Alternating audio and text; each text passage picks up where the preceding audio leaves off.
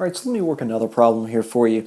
This time we're going to end up solving for delta y. I'm going to have an object thrown off a cliff of some unknown height that I want to find at 12 meters per second horizontally. And that word horizontally is crucial. We'll be doing projectile motion problems with angles here shortly, but we're not there just yet. We just want to have an angle of 0 degrees to start out with. So we throw it off at 12 meters per second, and it curves down and lands 19 meters away from the base of the cliff. Now obviously this cliff won't be as high as the last one, right? So we draw a picture, great. Then we write down everything we know and what we're looking for. So we have x and y components of each thing, two separate motions. And the x-axis, it's constant velocity, and the y-axis, it's acceleration due to gravity. So here in the x-axis, I know vx, constant velocity there, 12 meters per second. I also know delta x, 19 meters.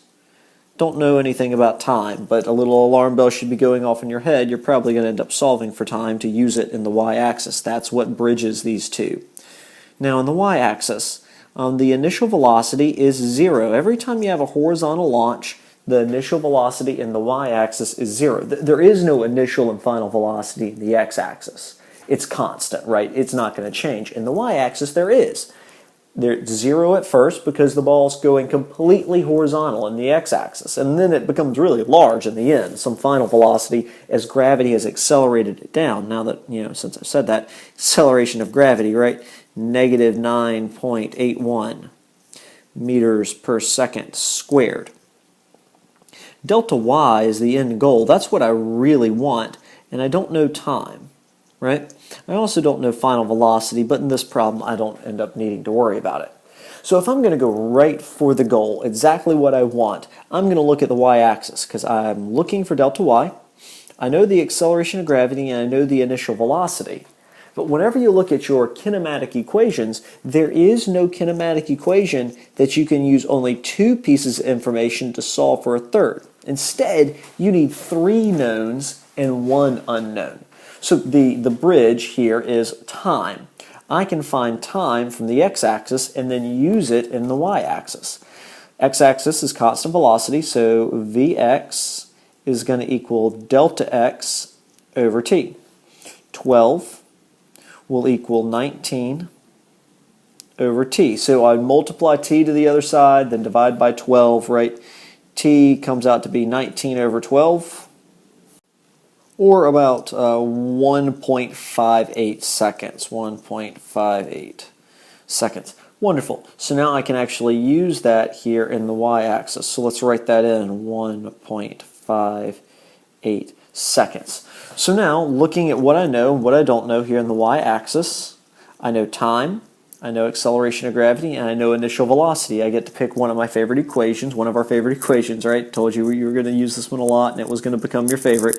Delta x, or delta y VIT plus 1/2 AT squared. Substitute in delta y is my end goal. Don't know that. VI is 0 times t plus 1/2 negative 9.81 t squared, and I didn't plug actually in my t's, so let's go back and let's do that now. This entire thing becomes 0. I don't even have to worry about that. 1/2 negative 9.81 and then 1.58 squared. Plug all that into your calculator and you come out with an answer of about 12.2965, so on and so on, meters is your delta y. I only have two sig figs here, so delta y has to be 12 meters. All right, working off the same problem, let's find something else. I want to actually find what is the velocity this object is going whenever it hits the ground. What is the final velocity of this object? So let me actually try to draw, and I know it's kind of messy here with the math, but what's happening? Here in the beginning, I have a large x velocity of 12 meters per second, right, and no y velocity. Then, as things go along, my x velocity stays exactly the same, and I get a teeny tiny y velocity. Then later on down the curve, right now the acceleration of gravity started to cause this object to move faster. I actually have a good y velocity. X is still constant at 12. And then further down the curve, like all the way down here, now gravity, it's accelerating, right? I have a massive y and a x. And depending on massive might be somewhat of an exaggeration for it only being a 12-meter cliff, but 12 meters, that's a decent height. That's a decent height. And so here at the bottom, I want to know what's the final velocity, but not just one of the components. Every single time, I mean, I have two component vectors here on all these, right, an x and a y. So there is a resultant velocity for each of these, right, that goes somewhere like this. And here it's pointing more down, right? And it should be longer there. What is the final velocity that this object ends up experiencing? So let me give myself a little bit more workspace, kind of shrink things down here and move them off to the side. Now, I know in the x-axis, and let's rewrite some of these things. I know in the x-axis, it just has constant velocity the entire time. Vx, we said, was 12 meters per second, right? I also know what delta x is, but that's not going to matter in this idea, 19 meters, right? And I know now what time is, the time that it takes for this to go, 1.58 seconds. Now on the y-axis, I have Vi at 0. The acceleration of gravity is negative 9.81.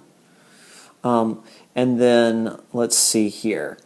I have my delta y I solved for, and I think I made a mistake whenever I was solving for delta y. I said it was 12 meters, which is a mistake. That should be negative 12 meters. I hope you caught that.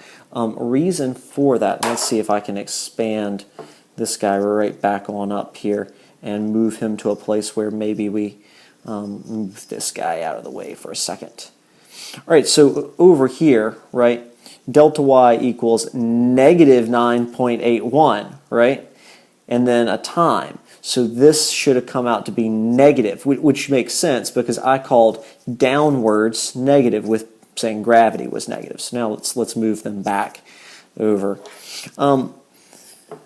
So delta y, negative 12 meters. Time, once again, I already know is 1.58. Now, in the x-axis, if I'm looking for the final velocity, what I need to know is the final velocity x component and the final velocity y component, and just add them like vectors.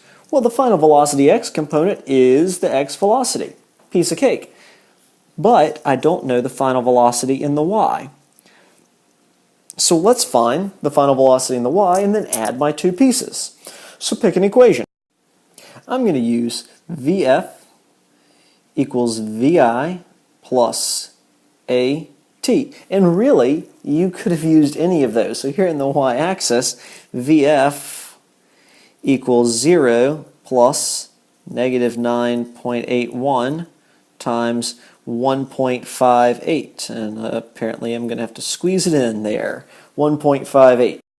Shove that in the calculator and you get a final velocity in the y-axis of 10.7598, so 10.76 meters per second. So now I have a velocity in the x-axis, initial and final is the same because it's constant, right? And I have a final velocity in the y-axis. In other words, right before the object hits the ground, if here's the ground, literally right before it hits the ground, impact speed, I now know that it was moving in the x-axis at 12 and in the y-axis at 10.7, so about 11 meters per second.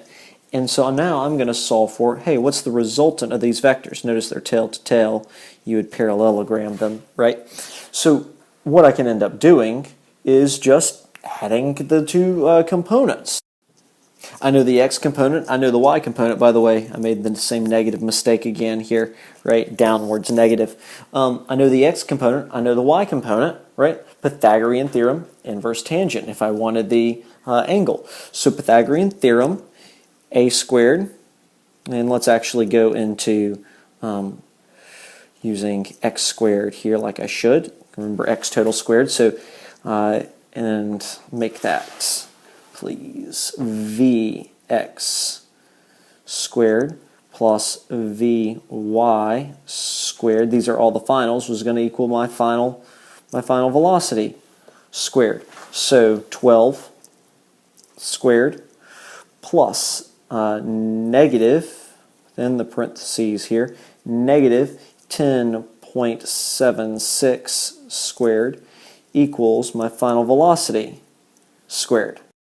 Square root both sides to where I can get rid of that, and my final velocity comes out to be, with sig figs, 16 meters per second.